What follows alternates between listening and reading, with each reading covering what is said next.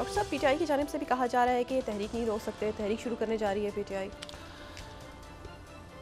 तेरी ये तो मेरा नहीं ख्याल कि ये डिस्टेबलाइज नहीं होना चाहिए। इस वक्त जो भी मामला होने चाहिए, मैं पहले भी बात कहता रहा हूँ कि इस वक्त वो सोशल अनरेस्ट जो है ना, वो डिस्टेबलाइजेशन की तरफ जो बातचीत है, वो मुज़ाकरात आगे पीछे दाएं बाएं, लेकिन सड़कों पे निकल के और उसके नतीजे में मार धाड़, जो वाहिद चीज़ जो आप अफोर्ड नहीं कर सकता कोई भी मुल्क, वो इस वक्त ये है कि वो हंगामे शुरू हो जाए सड़कों पे और कोई थर्ड टूवर्ड्स कूद दे और हंगामे और ये और उससे वो बचें। तो बाकी यह है कि मामला बातचीत से, मुज़ाकरात से कहीं ना कहीं इसका कोई ना कोई रास्ता निकलेगा। ठीक है, इसमें मैं आपको सिर्फ ये बात करूं कि जो आज ब्लूमबर्ग ने एक और बड़ी इंटरेस्टिंग स्टोरी है कि पेंटागन ने 29 उन्हें कोट कर रहा हूँ, उन्होंने आधे अपने F-35 तैयारे, F-35 जो जदीद तरीन के तैयारे थे, उसका उन्होंने 29 उन्होंने हाफ कर दी उसकी रिक्वेस्ट F-35 की। अब ये क्या चक्कर है भाई, F-35 जो हैं उसको इन्होंने हाफ क्यों कर दिया?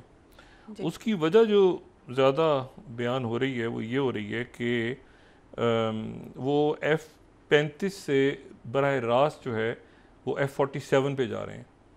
F-47 पे इसलिए जा रहे हैं कि वो सिक्स्थ जनरेशन जो एयरक्राफ्ट्स हैं जो कि J-20 के मुकाबले पे वो लाना चाह रहे हैं, और वो उनको अंदाज़ा है इस बात का कि वो जो हैं वो लेकिन चाइना का कहना ये है कि वो जो J-47 ला रहे हैं वो हमारी कॉपी है। अब ये दिन भी आना था, ये कुछ अर्से पहले चाइना ये 31 चाइना ये कह चुका है कि ये हमारी कॉपी है, बिल्कुल हमें कॉपी करने की कोशिश करें, हम नहीं कर पाएंगे, हम इसको और आगे ले जाएंगे। यानी वो चाइना जिसके बारे में अमेरिकन ही कहते थे कि ये हमें, वो चाइना ही कह रहे हैं कि ये चूँकि हमने बना लिए हैं तो ये जो है ये F-35 को छोड़ के अगर F-47 पे जाते हैं तो ये हमें कॉपी करेंगे, लेकिन इस दौरान हम और आगे चले जाएंगे। तो एक अब अजीब रौला है, और आगे तो जा ही नहीं सकते, इसमें तो आपको चाहिए वो रेयर अर्थ मिनरल्स और ये वो सारा, वो चाइना कभी भी। तो बड़ी एक इंटरेस्टिंग ये मामला सारा। लेकिन मैं जो आपसे दूसरी बात ये कर रहा था कि वो लेकिन ये बात F-35 वाली जो है ना, ये मैंने पहले भी बहुत दफ़ा कि बहुत डिबेटेबल है F-35, और अब चूँकि ख़ुद ही वो आधा करने जा रहे हैं, तो एक तो इंडियन प्राइम मिनिस्टर मोदी के ऊपर से ये मसला फौरी तौर पर हटा के F-35 ख़रीदो। अब ये ना हो कि वो जो आधे करने जा रहे हैं वो भी मत्थे डालें उनके तो मतलब है कि क्योंकि खुद देखिए ना, अगर वो ऑर्डर ही आधा हो गया है तो फिर ये आधा किसके मत्थे डालेंगे? देखिए ना, पेंटागन ने अगर खुद ही वो उनको एहसास हो गया है कि F-35 फजूल जहाज़ है, तो ये तो बड़ी अजीब सी बात है। ठीक है, और इतनी तेज़ी के साथ टेक्नोलॉजी आगे जा रही है। मतलब मैं अपनी एक थोड़ा सा एक्सपीरियंस शेयर करता हूँ। मैं जिस जनरेशन से हूँ और मेरी तरह से ज़ाहिर है और बहुत से लोगों के उसी, हमने दौर देखा हुआ है कि वो इतने मोटी जो किताबें होती हैं ना, इतनी मोटी जेल्द इंसाइक्लोपीडिया, उसका एक वॉल्यूम, दूसरा वॉल्यूम, तीसरा, चौथा, पाँचवा, छठा, उसमें चला। मतलब इंफॉर्मेशन आपने लेनी है तो इंसाइक्लोपीडिया को खोलें, आप डिक्शनरी खोलें, आप इंसाइक्लोपीडिया से आप निकालें जनाब, उसका एडिशन आ रहे हैं हर साल, तो पता चला उसमें कौन सा वर्ड ऐड हो रहा है। इंफॉर्मेशन तो बड़ी लिमिटेड थी ना, इंफॉर्मेशन तो जो है वो, मतलब पहले तो ये जब प्रिंटिंग आने से पहले तो चर्च का पूरा कब्जा होता था ना, बस चर्च ही इंफॉर्मेशन देता था। फिर जब प्रिंटिंग प्रेस चैलेंज हो गया, दूसरी साइड पे निकल गया कि जैसे जी लोगों को पता चलना शुरू हो गया कि ऐसी इंफॉर्मेशन भी फैलती है प्रिंटिंग प्रेस के ज़रिए भी। लेकिन मैं आपको बताऊँ सिर्फ आज से आप चले जाएँ 1991 में, तो 1991 इतनी कोई पुराने साल भी नहीं है, दुनिया की पहली वेबसाइट बनी थी, पहली वेबसाइट .com, जो पहली वेबसाइट है दुनिया की, एक वेबसाइट वो 1991 में बनी है। और आज जो है वो कोई 1.8 बिलियन वेबसाइट हैं, पता नहीं उसमें कितनी एक्टिव है कितनी नहीं है, तो वो वेबसाइट भी ख़त्म। मतलब वो मैं आपसे कह रहा हूँ ना कि वो चीज़ें आ रही हैं जा रही हैं, तो वो, और फिर .com बबल, अचानक लोगों ने सब ने .com लेना शुरू कर दी डोमेन, तो वो ठुस करके वो जो है वो .com बबल बस्ट हुआ 2005-6 में। तो उसके नतीजे में वो कई कंपनियों कई ट्रिलियन डॉलर्स निकल गए, जो .com बबल कहते हैं।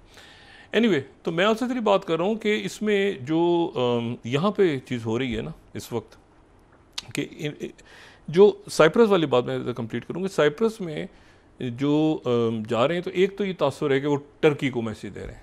ये तासुर गलत है, क्योंकि टर्की को पाकिस्तान भी कब्रस के साथ और साइप्रस के साथ पाकिस्तान के बड़े ज़बरदस्त ताल्लुकात हैं, सारी दुनिया के ताल्लुकात हैं, क्योंकि टर्की ही जो है वो साइप्रस को, नॉर्थ साइप्रस के साथ उनका जो तनाज़ है, और उसकी वजह ये कि ऑटोमन्स थे, फिर वहाँ पे एक बहुत बड़ी पॉपुलेशन जो है वो ग्रीक है, एक बहुत बड़ी पॉपुलेशन जो है वो टर्क्स की है, तो वो फिर 74 में तकसीम हो गया वो 12।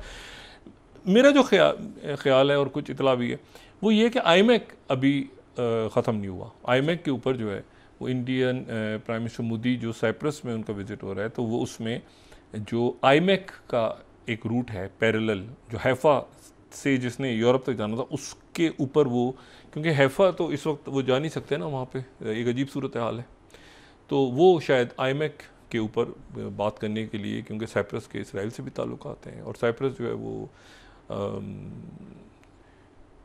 कॉमनवेल्थ का मेंबर है साइप्रस, लेकिन ये है कि वो प्रॉपर कॉमनवेल्थ का नहीं है, क्योंकि वो रशिया और इनके दरमियान जब तुर्कों के दरमियान लड़ाई हो रही थी, तो बरतानिया ने कहा था कि हम आपके पास आ जाते हैं आपको आपकी हिफाजत करने, फिर वो आ ही गए, बताए तो आ ही गए। तो वो एक अजीब सा उनकी बेसिस है वहाँ पे।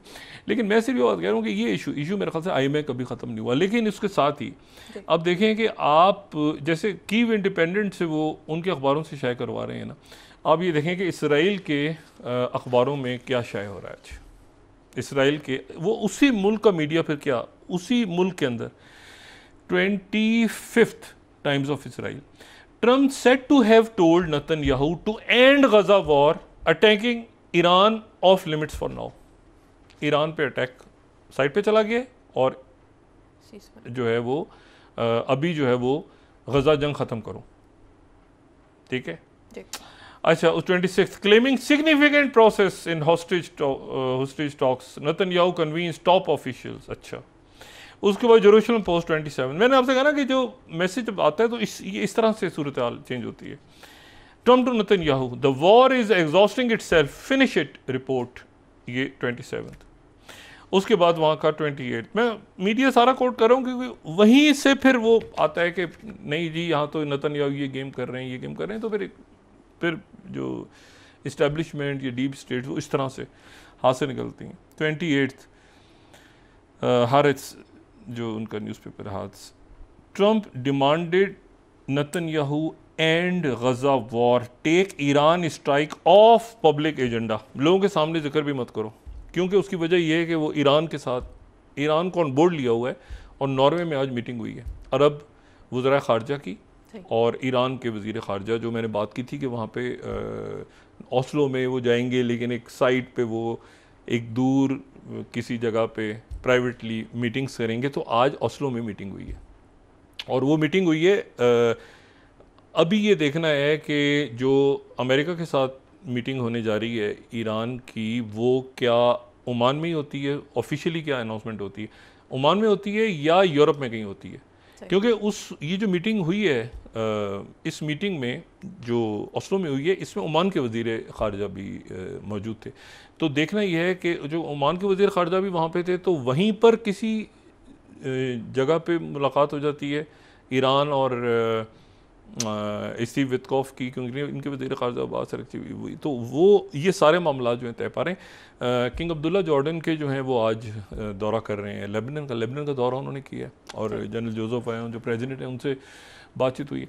लेकिन मैंने आपसे कहा ना कि इसमें इम्पॉर्टेंट बात यह है कि इसमें प्रेसिडेंट ट्रंप ने 3, 4, 5 बातें उन्होंने करवा दी। एक, उन्होंने यूक्रेन की जंग को ख़त्म करवा दिया। जंग को क्या ख़त्म करा हुआ है? हवाले कर दिया। यूक्रेन को उन्होंने हवाले कर दिया पुतिन के, ठीक है। और बिल्कुल नेटो का मेंबर नहीं होगा, ये नहीं, बिल्कुल लगा के और ये आप संभालें। एड बिड ख़त्म हो गई, ठीक है। और वो बातें भी ख़त्म हो गई कि अब यूरोप कोई इत्तेहाद बनाएगा, फ़ौजें भेजेगा। शुरू में वो थोड़ा सा वो थे ना, आखिर हम करेंगे, देखेंगे यूरोप हट के करेगा, पॉलिसी बनाएगा, नहीं, तो वो नहीं कर सकते। अच्छा, उसके बाद जो है वो ये ज़हन में रखें कि जो तो यूक्रेन का अब मेरा ख्याल है कि प्रेसिडेंट पुतिन बहुत आगे नहीं जाएंगे, यानी वो भी चाहेंगे कि यूक्रेन को वो अपने अंदर एब्जॉर्ब करें, एक माहौल उनके साथ ऐसा बने यूक्रेन उनका हिस्सा रहे, तो बहुत ज़्यादा वो शायद ये कत्ल गारत ख़त्म हो और उसके नतीजे में वो जो भी मुआहदा करना है यूक्रेन जिस शक्ल में भी आगे रहेगा, बॉर्डर्स तो चेंज होंगे डेफिनेटली, लेकिन क्या आधे होंगे, दरिया परिवर तक होंगे, कंप्लीट बफर जोन बनेगा, क्या बनेगा, ये ज़ाहिर है कि इसको तय करेंगे अमेरिकन्स और रशियंस डायरेक्टली। इसमें कोई यूरोप का मुल्क वो सारे वो ख़त्म हो गए, एक से दूसरे तक बात हो रही है, ठीक है। प्रेसिडेंट ट्रम्प और शी जिनपिंग के दरमियान अब वो फाइनल होगा मुआहदा, तो वो फाइनल बात होगी। कहाँ पर वो जनाब 145 और ये और 500 जो तेल ख़रीदेगा उसके साथ ये हो जाएगा, वो कर देंगे, फ़लाँ कर देंगे, कहाँ से शुरू करते करते करते करते कहाँ ये कि जो चीनी शक्ल का बच्चा भी नज़र आए ना, जो शक्ल से भी लगे चीनी है, तो उसको ठप्पा लगाओ और उसको भेजो, लेकिन जहन में कोई ताइवान का ना आ जाए चक्कर में, क्योंकि शी जिनपिंग। तो मसला ये कि ऐसे प्रेसिडेंट ट्रम्प जो है ना वो अपनी डील्स भी कर रहे हैं, जंगें ख़त्म भी कर रहे हैं, और उन्हें इस बात का अंदाज़ा भी है कि मईशत को मैंने ठीक करना है और ट्रेड डील्स करनी है लोगों के साथ, और ये जो अनवांटेड वॉर्स हैं इससे अपने आप को निकालना है बाहर। और ये बात जो है ये दुनिया को समझ अभी तक शायद नहीं आ रही कि अगला जो वेपन है वो ट्रेड है,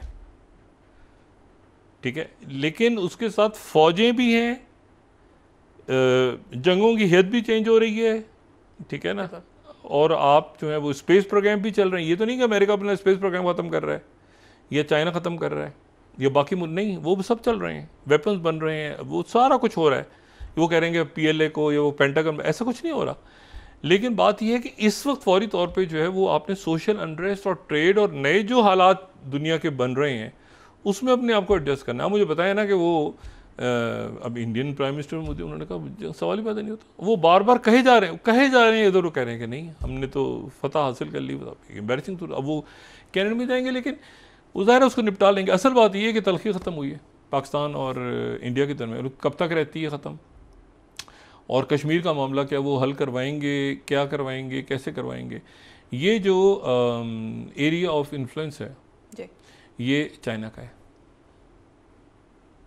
ठीक है, ये चाइना का एरिया ऑफ इन्फ्लुएंस है। तो यहाँ पे जो है आपका क्या ख्याल है, प्रेसिडेंट ट्रम्प जो है, मैं पिछले कई सालों से कह रहा हूँ कि दलाई लामा को, आपका ख्याल है अमेरिकन आके अगला जो बच्चा पैदा होगा छोटा उसको वो गोद लेंगे कि दलाई लामा तो अगला दलाई लामा, तो जब भाई वो प्रोजेक्ट ही ख़त्म हो गया, वो प्रोजेक्ट ख़त्म ही हो गया, धर्मशाला वो कहीं है ही नहीं, वो पता नहीं दलाई लामा किधर है आजकल, वो बस ख़त्म हो गया ना प्रोजेक्ट।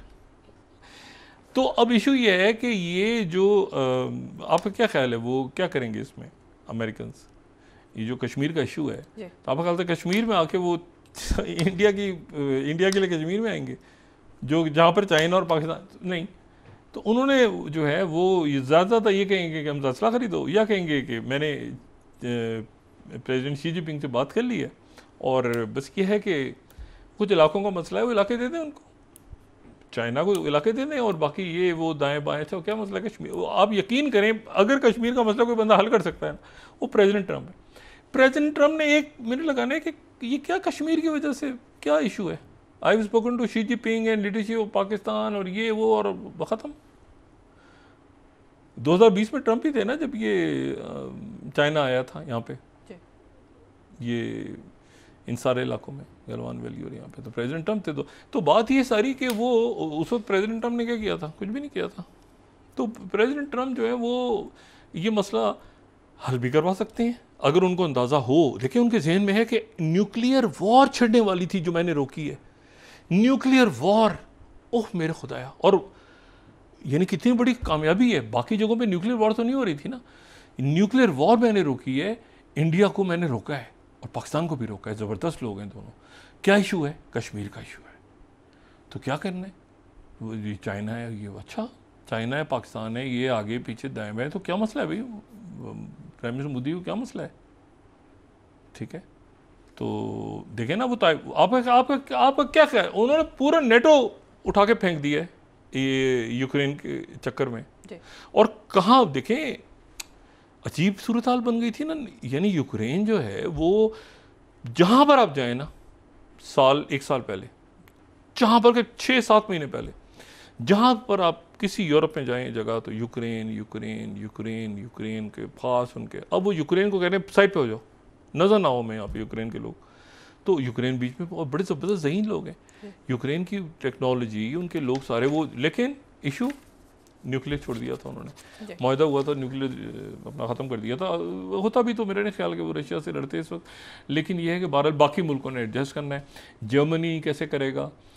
जर्मन जो हैं वो ज़ाहिर है कि ज़बरदस्त कौम है, वो अपने गैस वगैरह के मामलात को निपटाएंगे।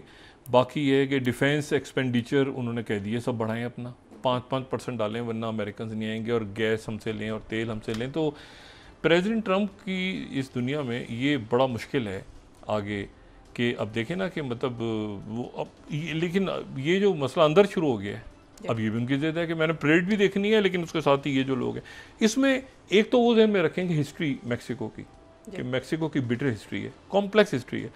दूसरी जो बात है वो ये है कि वो यहाँ पर जो है वो एनार्किस्ट भी हैं, और एक्सट्रीमिस्ट और क्रिमिनल गैंग्स और ये सारे भी हैं, वो भी दरमियान में घुस के। तो इससे देखते हैं कैसे।